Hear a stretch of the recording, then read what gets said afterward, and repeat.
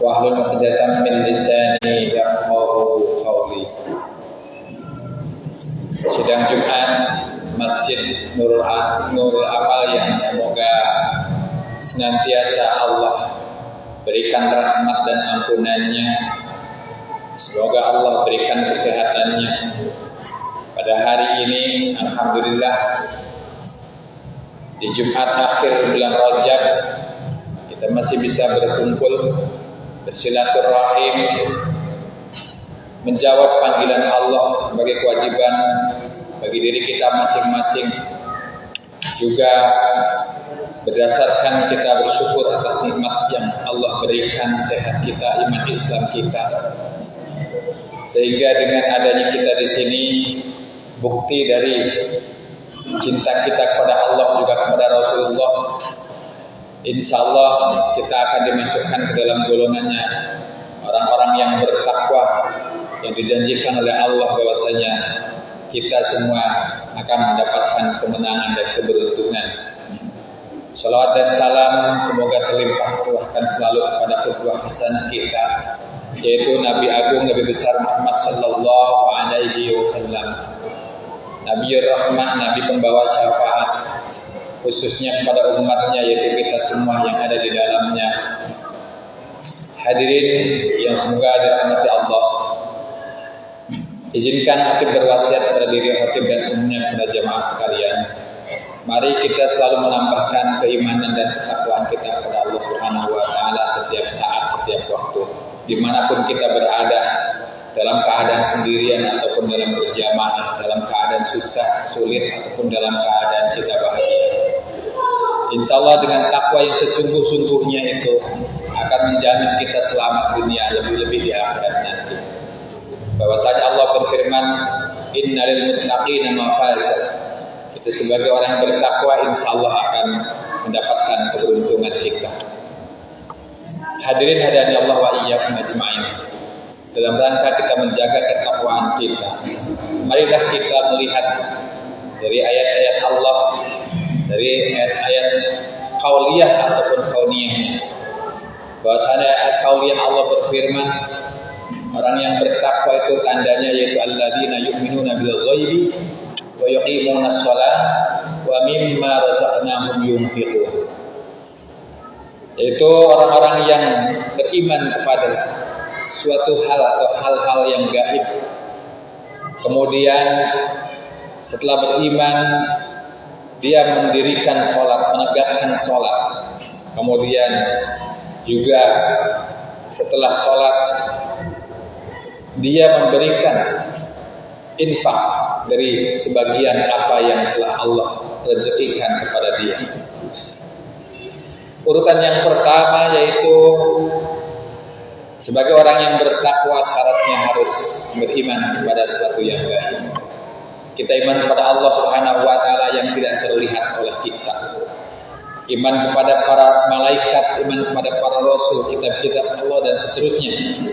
Itulah keimanan yang dituntut kepada kita, orang yang ingin disebut sebagai orang yang bertakwa atau ingin masuk ke dalam golongannya orang-orang yang bertakwa. Hal yang gaib tersebut adalah sesuatu yang mungkin bagi sebagian orang yang tidak beriman itu adalah sesuatu yang tidak masuk akal, sesuatu yang tidak rasional, tidak logis sama sekali. Apalagi ketika di bulan Rajab ada peristiwa Isra dan Mi'raj. Pasti kalau hanya mengandalkan akal saja tidak akan diterima. Kenapa? Kalau keimanan tidak dikedepankan, sesuatu yang mustahil menurut akal kita pasti tidak akan percaya. Tetapi coba kita bayangkan ketika Abu Bakar As-Siddiq, beliau diceritain oleh Rasul bahwasanya kata Rasul, aku telah diisrakan dan dimi'rajkan begini. Langsung percaya 100%. Itulah ketika iman berbicara. Kalau yang berbicara akal, pasti ada tanda-tanda masa. Sebegitu jauh, sebegitu cepatnya, gak mungkin, dan seterusnya. Itulah akal kita. Makanya iman kita didahulukan. Sehingga ketika kita mendengar cerita Isra dan Mi'raj, Kalau kita bayangkan Isra, dijalankannya Nabi dari Mekah ke Palestina atau ke Baitul Maqdis yang jaraknya satu pulau Jawa setengah, jadi sekitar 1.500 km dalam semalam saja, bahkan sepertiga malamnya, seperempat malamnya. Kemudian setelah itu Mi'raj, Nabi dinaikkan dari Masjidil Aqsa ke Sidratil Muntaha, suatu tempat yang ada di langit sana yang gaib juga menurut kita karena akal kita tidak masuk, rasio kita tidak masuk ke sana. Dan kembali lagi, kemudian kembali lagi ke Mekah dengan selamat dan masih malam. Kalau kita bayangkan dengan akal tidak mungkin masuk, tapi insya Allah ketika dengan keimanan, ketika Allah berkehendak kun fayakun, apapun bisa terjadi. Dalam sekejap mata sekalipun itu bisa terjadi. Itulah ketika iman kita didahulukan. Kemudian setelah beriman, dengan landasan iman kita menerima kewajiban sholat yang Allah perintahkan di malam Isra dan Mi'raj. Tentu dengan keimanan yang penuh kita pasti melaksanakan sholat itu dengan sukarela, dengan senang hati, dengan ridho, bukan menjadi beban bagi kita. Karena kalau kita merasa sholat menjadi beban, barangkali ini yang pastinya iman kita ke sesuatu yang gaib itu belum 100%. Iman kita ke sesuatu yang gaib masih kurang, sehingga sholat kita menjadi beban. Tapi kalau sholat kita menjadi kebutuhan kita, dengan sukarela, dengan ridho, dengan ikhlas, bahkan kita menunggu waktunya sholat, itu kita berarti sudah imannya penuh kepada sesuatu yang gaib. Hadirin hadirin Allah wa iyyakum ajmain. Ketika kita bahas tentang sholat, bisa dilihat dari beberapa tafsir, dari beberapa perspektif. Bisa dilihat secara fikih. Mungkin orang yang baru belajar sholat secara fikih itu masih ribut kunut atau tidak, masih ribut tahiyat lunjuknya digerak-gerakin atau tidak, dan seterusnya, takbirnya begini begitu masih dibahas. Itulah orang-orang yang baru pertama mengenal sholat. Bapak dan saudaraku sekalian, kita tingkatkan sholat itu, ditinjau secara hati, secara tasawuf. Bagaimana sholat itu hatinya nyambung, connect dengan Allah Subhanahu wa ta'ala. Ketika bacaan kita sudah baik, sudah benar menurut fasohahnya, kemudian artinya kita pahami, kita sadar kita sedang dalam keadaan sholat, itulah sholat dengan hati. Dan sholat tidak menjadi beban, sholat jadi nikmat, jadi rileks, jadi santai. Kalau sholat masih menjadi beban, ini masih susah. Bisa berarti iman dengan yang gaibnya belum penuh. Tapi ketika sholat dengan hati, bayangkan ketika kita ingat waktu sholat, loh, kayaknya kok belum adzan, lama banget perasaan adzan. Itu berarti hati kita sudah ada cantolan ke dalam ibadah sholat. Sudah ada alaqah, ada hubungan kita, sehingga kita kangen dengan sholat. Waktu sholat kita tunggu. Tetapi banyak orang di sana yang ketika kaget dengan adzan, nah, baru aja sholat karena udah adzan lagi. Nah ini, sehingga sholat itu menjadi beban bagi orang yang mengatakan seperti itu. Bapak dan saudara sekalian, jangan dikedepankan sholat ini secara kuantitas saja. Sholatnya banyak, dilaksanakan sholat sunnahnya, qobliyahnya, ba'diyahnya, semua dilaksanakan. Tapi sholat itu kosong, tidak ada rohnya. Karena bisa jadi kalau di masjid dia qabliyah ba'diyah, kalau di rumah enggak. Nah ini sholat yang menjadi beban seperti itu. Karena bisa jadi dia pengen dilihat oleh orang lain rajin sholat qabliyah ba'diyah, rajin jamaah dan sebagainya. Ini riya. Padahal riya itu masya Allah, Allah ancam dengan ancaman apa? Wail, neraka wail, kerusakan, kehancuran, celakalah orang yang sholat yang riya. Bayangin betapa banyak amal ibadah kita, terutama sholat kita mungkin dicampuri dengan riya. Tapi memang manusiawi, Bapak dan Saudara sekalian, ketika keimanan kita masih belum full, kita masih ada riya. Berjalan kita dari rumah menuju masjid, ada mungkin riya dan seterusnya. Tapi biarkan saja itu terus kita laksanakan, istiqomahkan kita untuk berjamaah. Nanti suatu saat kita nggak akan riya lagi.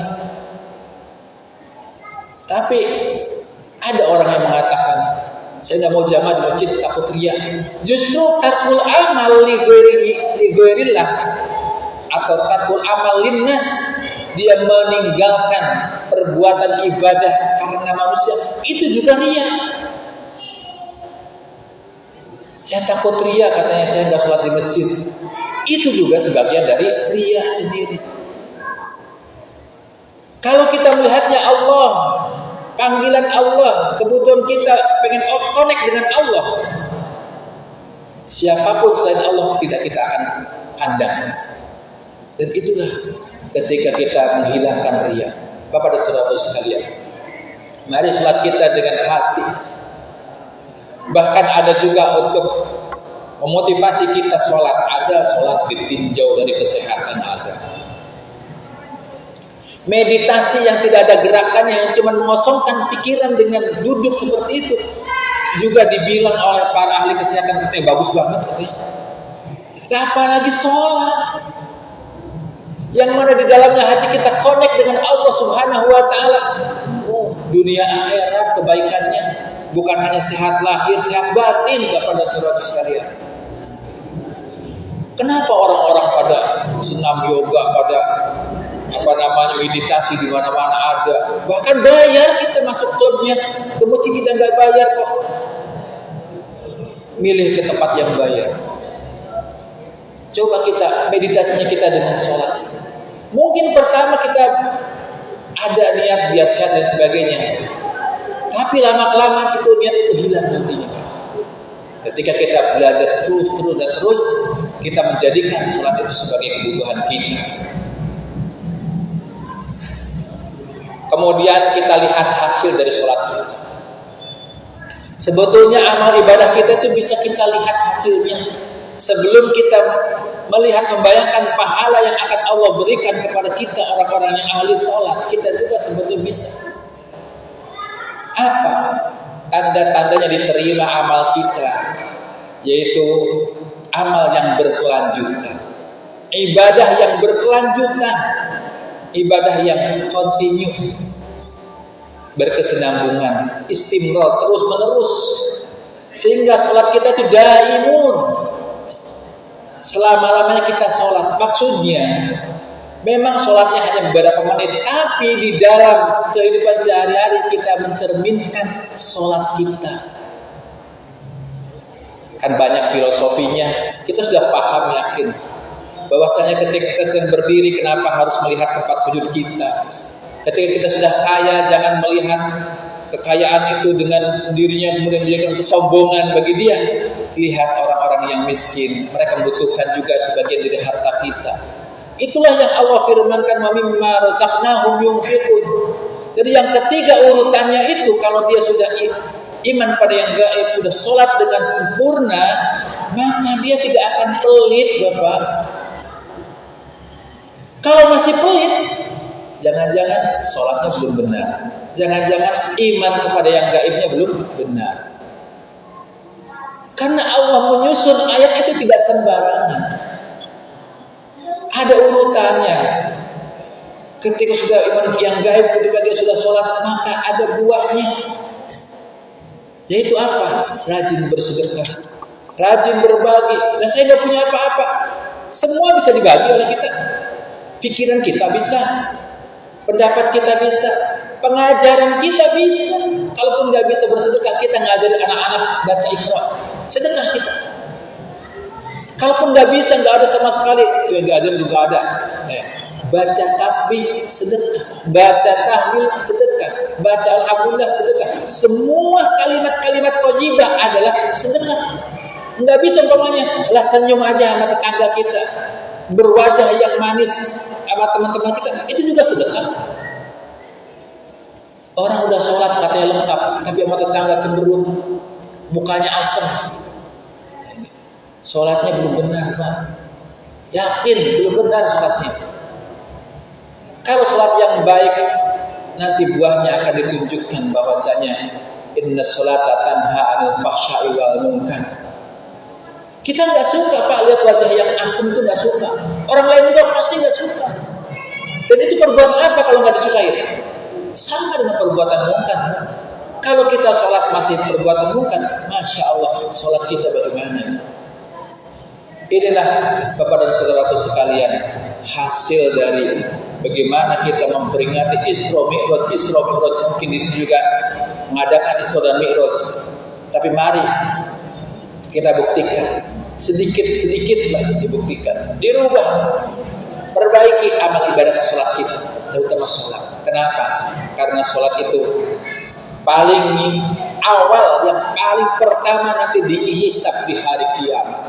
Dengan sholat kita yang baik, insya Allah amal kita yang lain akan terbawa baik.